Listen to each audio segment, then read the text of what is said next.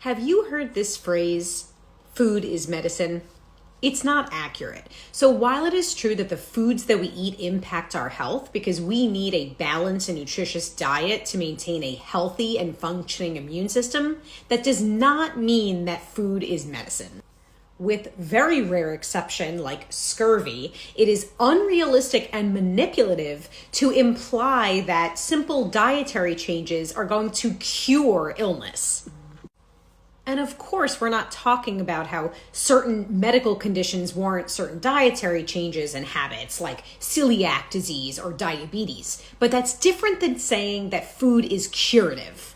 This claim also grossly oversimplifies health and ignores important factors like social determinants of health and genetics. Again, we are not saying that food does not impact our health. It most certainly does. What we're saying is that food is not a replacement for medicine and it cannot treat disease.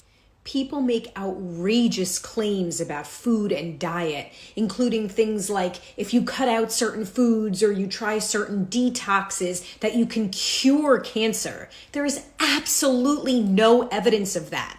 Or things like the autoimmune protocol diet that claims to cure people of autoimmune diseases. There's just no evidence. Food is important, but it's not medicine.